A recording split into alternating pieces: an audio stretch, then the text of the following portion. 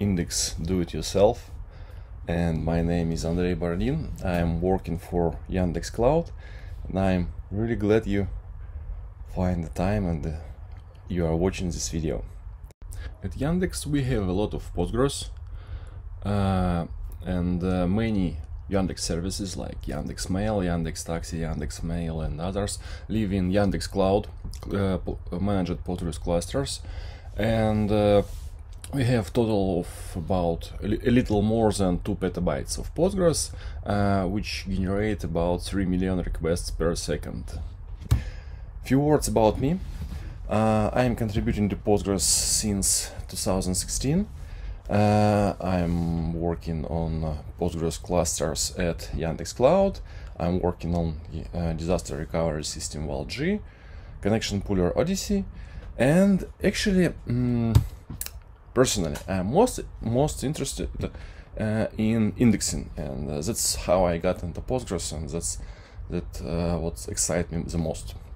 And today we are going to talk about what is access method and why you want to create one, and how to do this, and I will try to give you some ideas for hacking. A few years ago, Alexander Korotkov made a beautiful presentation about Postgres extensibility in a way how to create access methods, and this was a presentation aimed at core developers how to make Postgres extensibility better. I've tried to get everything from this presentation, make it very simple, and describe how to start with your own access method, how to try to implement your ideas. And first we should talk about what is access method. When you have a data type, what is data type? Data type is basically two functions. Which describe how to interpret data into on-disk format in function, and out function which describe how to interpret data from disk back to user value. Access method is in turn an idea how to search within data. So for example, B-tree is idea of searching within sorted objects. Gist is idea of searching from generic object description to specific object description to specific object. And gin is idea of searching big object by small object part. And hash is idea of searching object within a small subset defined by the same hash function. So access method is the idea how to search, and idea implemented in C functions. If you want access method to combine with the data type, you have to define operator class. Operator class is a C functions which describe how idea applies to on-disk data type. And then when you have a table, you can define stable expression over table, and combining it with operator class, create an index. And then when you have a query in your database, optimizer will ask index, which in turn will invoke access method function, how costly it would be to execute such a search. Access method and index will answer that it will cost us something milliseconds, something like milliseconds, and optimizer will, this planner will decide whether to call this access method or that access method, or do the sequential scan and just scan through all the data. When index can be used? When you execute a query with where operator, over here expression may be a column or something stable, some functions called over the column values. But expression, but where clause can be implicit in a join, for example, or in a condition of aggregation. Also, some indexes can return sorted data. for example B3 can return sorted data, and some indexes can return data sorted by operator against some value. This is called, for example, nearest neighbor search. This is a schema from Alexander's presentation. So access method creates index which helps us to find tuple identifiers inside the heap via index scan. That's it. So access method is set of functions necessary to create index, while index is something that provides us tuple identifiers according to some search criteria.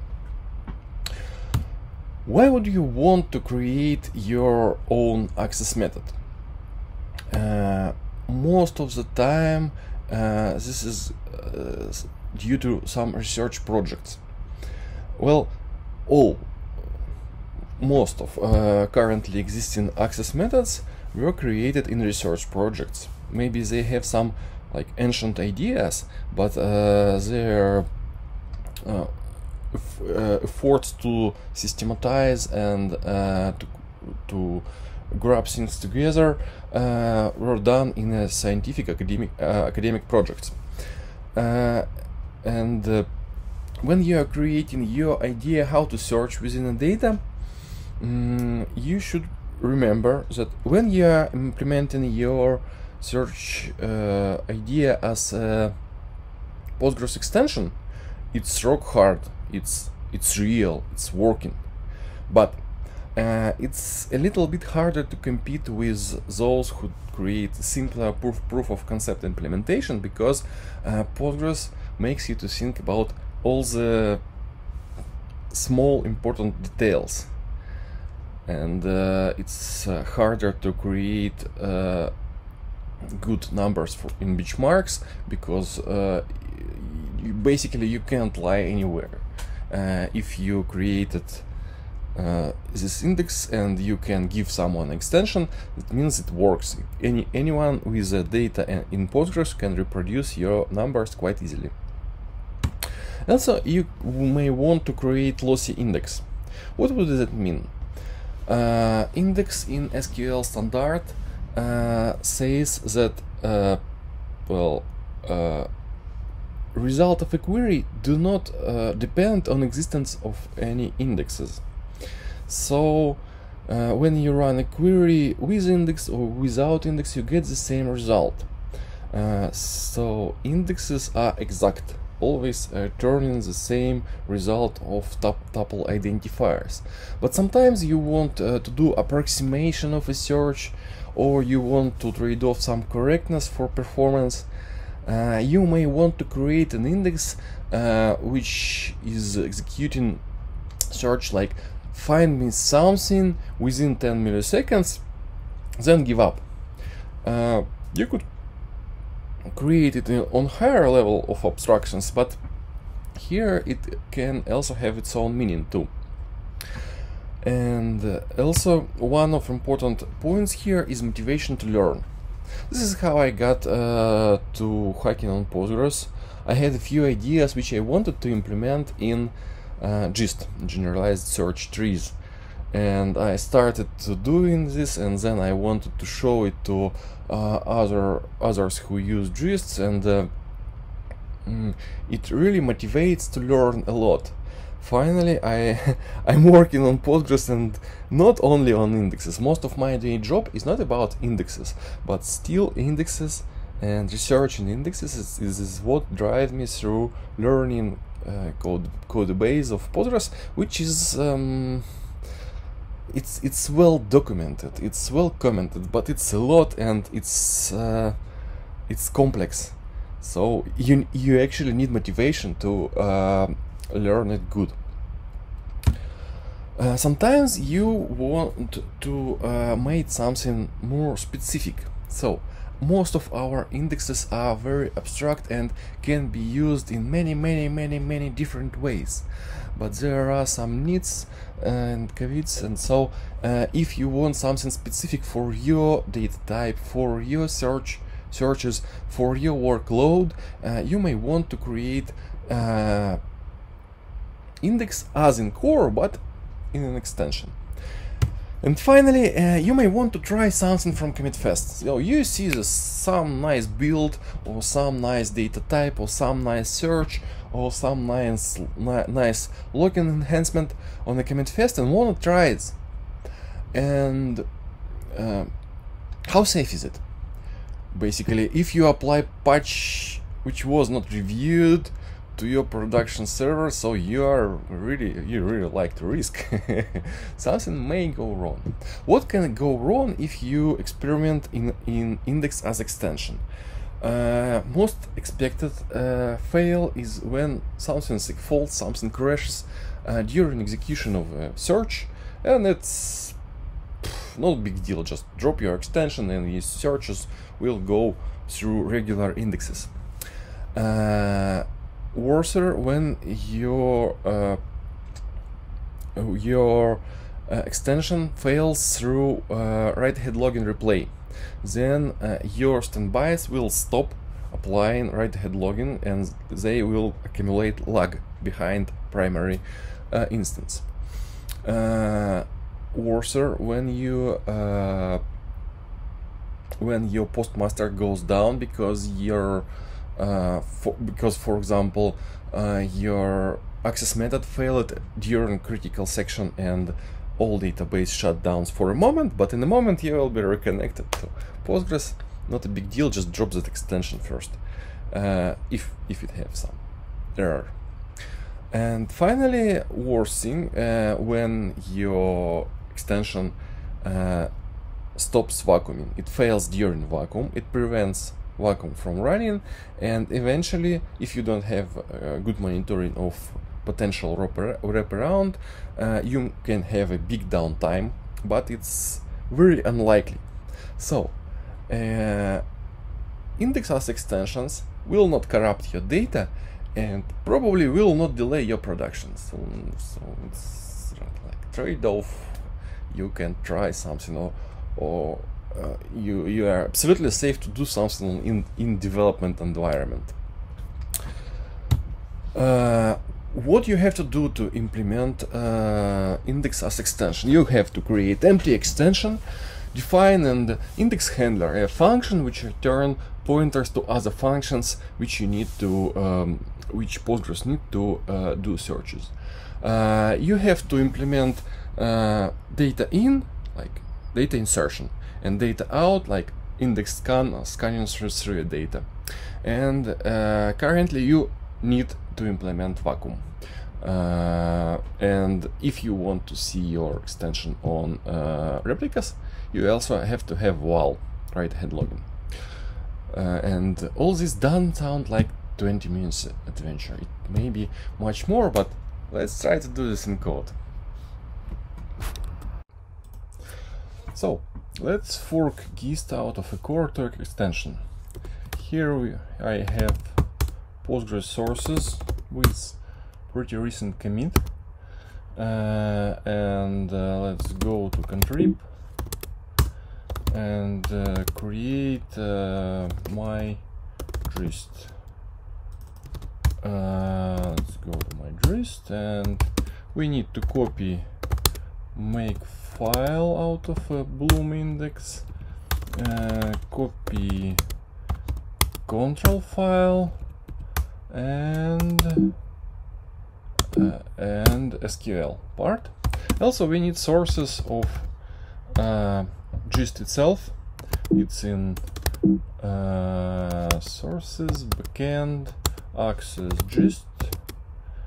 We need pretty much everything which is written on C, and we need include files, include access, gist, everything about gist.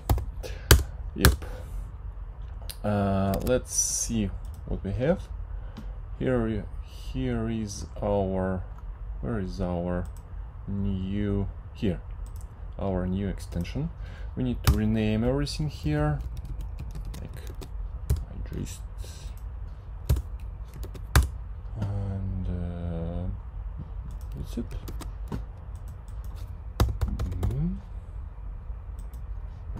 just replace everything that is not necessary. Here we have export of Bloom handler function.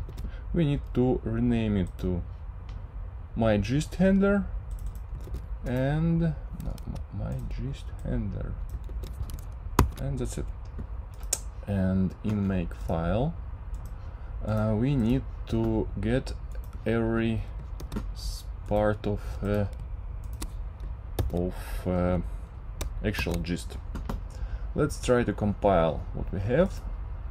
Save all and make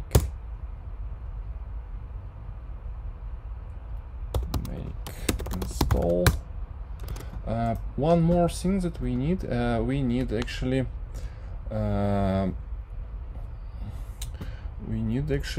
gist module magic to declare new model, and it's no more gist handler, it's my gist handler. And also we need to mark it. Let's get main information from Bloom. And where is handler?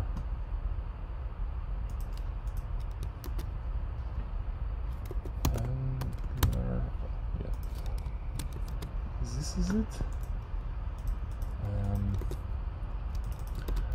And PG module magic. Well, make install, create new database,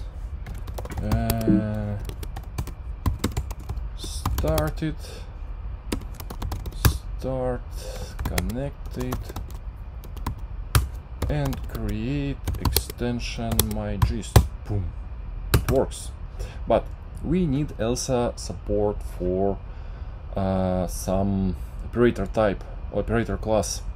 I think its easiest way is to create support for cube. We need to install it also. Cube make install. Boom, it's here. Let's go to cube and cube SQL.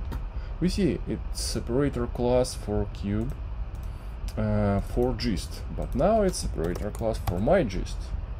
Yep, and that's it. Not very hard to go.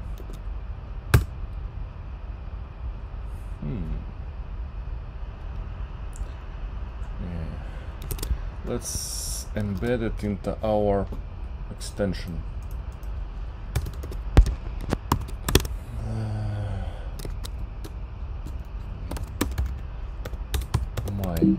myGist make install. Now drop extension myGist and create extension myGist again. Create table T select cube random from generate series 1000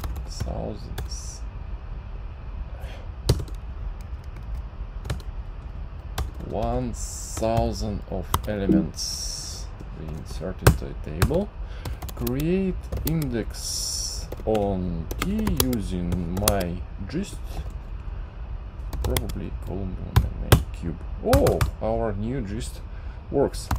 Select everything from T where cube inside cube 101.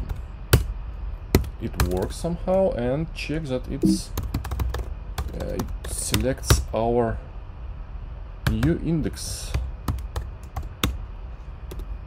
It uses our forked gist. That's it. Cool. It works. So, while this example works fine, there is one important thing missing: is write-ahead login. If you want your index will be able to survive crash, accidental stop of postmaster, if you want to observe your index on standby, you have to implement write-ahead login. If you just copy-paste implementation of write-ahead login from the core, your replay functions will be calling regular gist functions, and they will end up constructing something that may be not compatible with things that you changed inside your index as extension. So you have to use generic write-ahead login. This is a quite simple change. So anywhere where you are going to modify your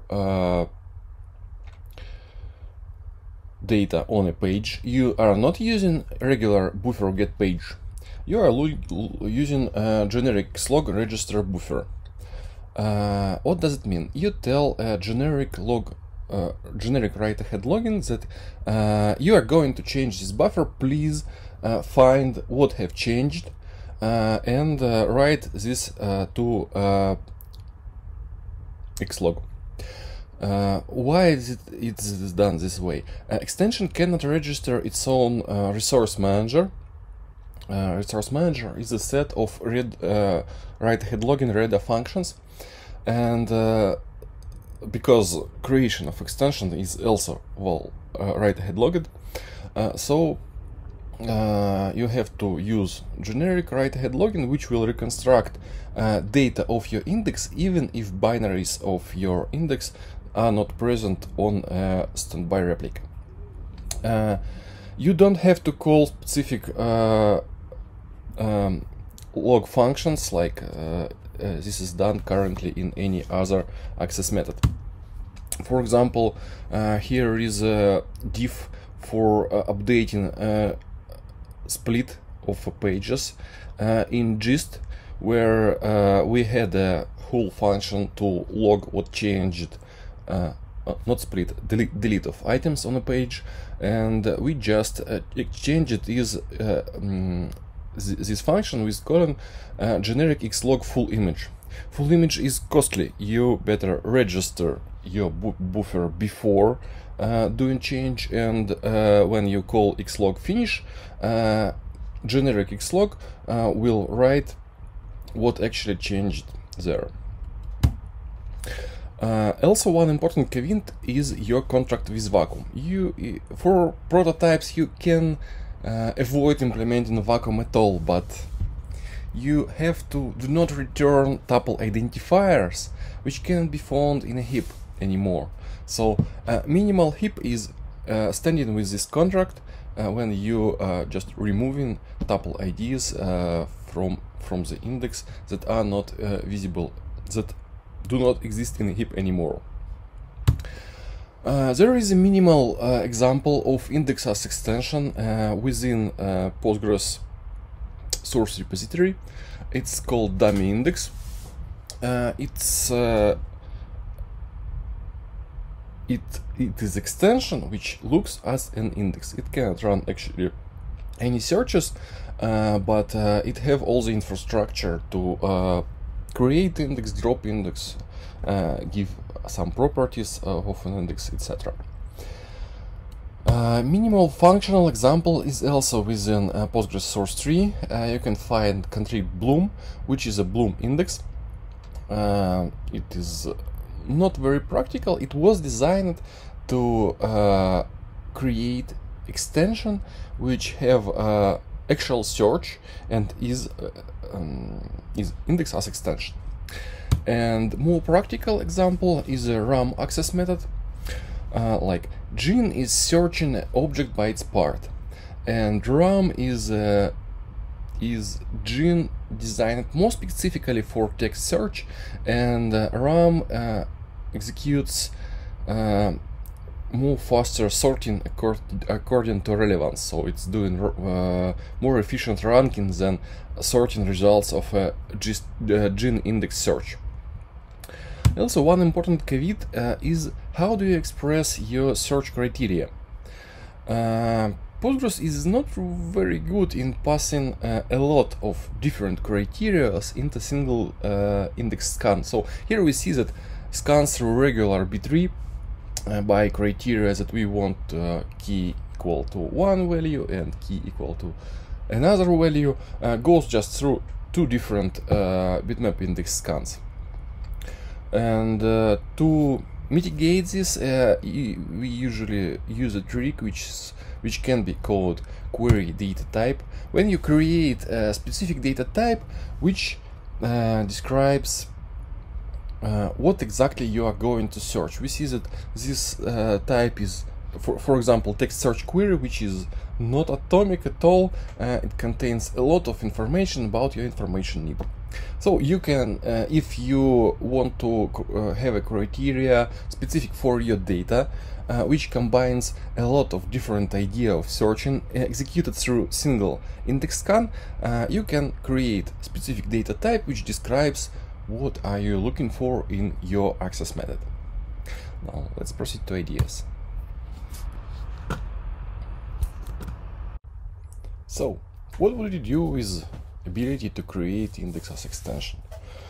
I started with making a demo for my patches on commitfest. So when I'm doing something new for core gist, I'm also backporting the same thing into advanced generalized search, AGS. AGS is basically a fork of gist, where I try to update most of my patches which I want to see in core. And this works for showing some benchmarks, for trying on different architectures, and I just like the idea of having my index on my GitHub. Few years ago we have had learned indexes paper from Google where they propose machine learning for search. Basically they propose doing machine learning dictionary from key to position in a sorted array. Well, if we had a sorted array, it's already an access method, array of sorted keys, and it works no less efficient than B-tree. But B-tree provides a lot more.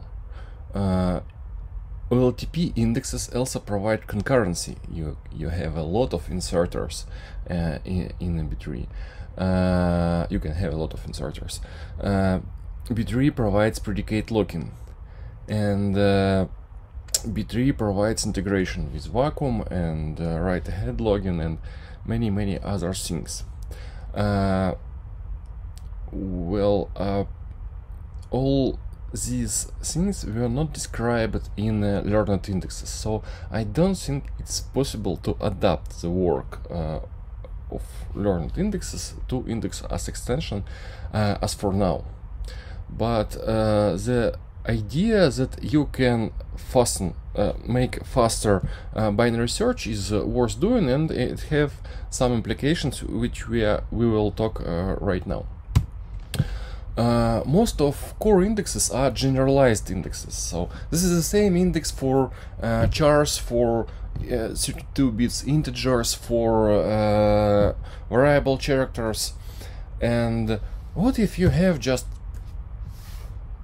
primary key with natural numbers?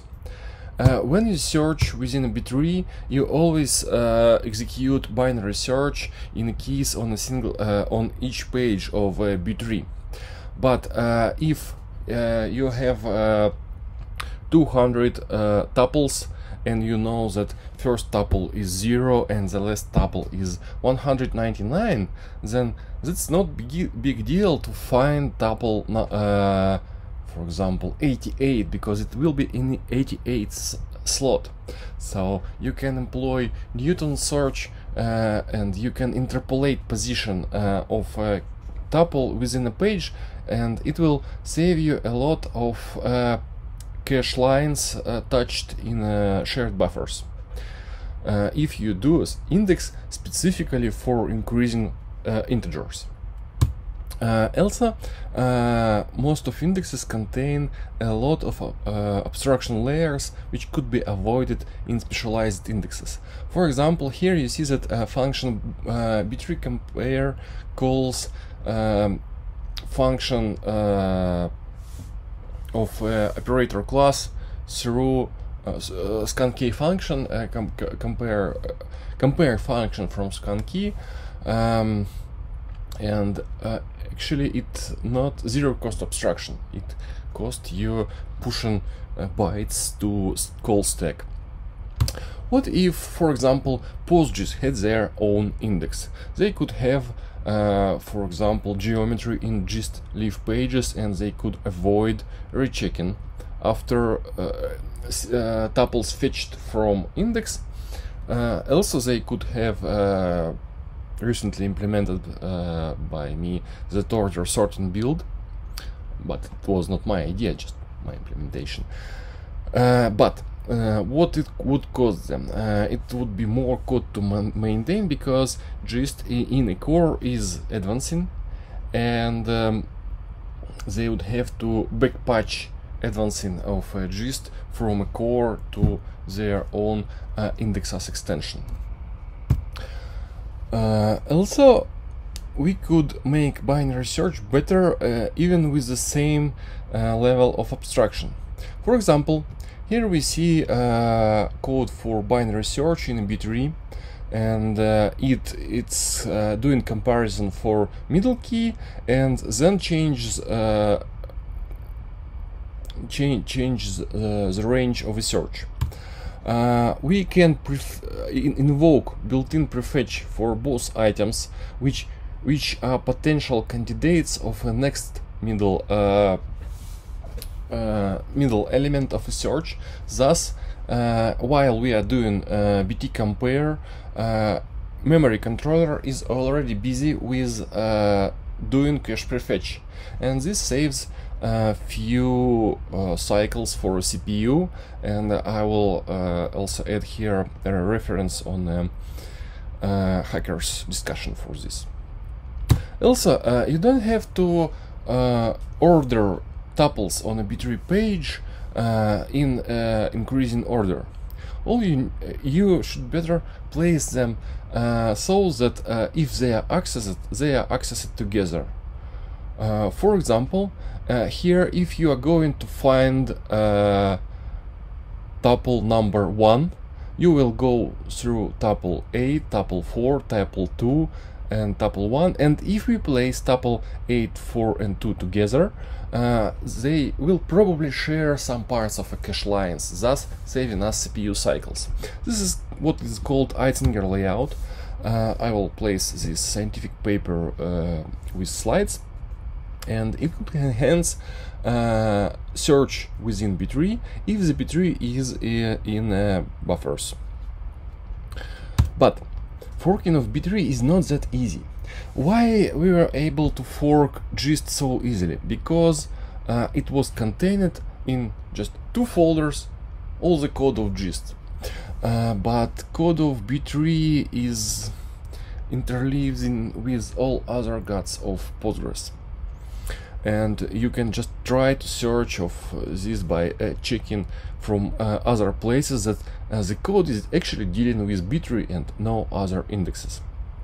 It's a big amount of work to fork B3, and yet bigger amount of work to maintain B3, because B3 is now actively developed thanks to Peter. But you have a little similar problem with caches in hash index, but you still have gist, spgist, and gin and bloom and brin indexes to experiment with. And also, if we could fork B3, we could implement something similar to log structured merge tree, which is optimized B3, when we have a small B3 for current insertions, which is currently in cache, and then we are merging these B3s to make less trees to execute scans at. Well, finally, now you know what are commits and how to fork extension from core to your extension. And remember that indexes in indexes it's more technique for learning and trying your ideas. Indexes do not always make queries run faster, especially DIY indexes. This is a research, and research is not always yielding good results. Bad result is also a result, but it's always exciting adventure. Thanks for watching. I will be more than happy to answer your questions at the PGCon, or later if you wish to. You can contact me via email or Telegram. Thank you very much, and see you later.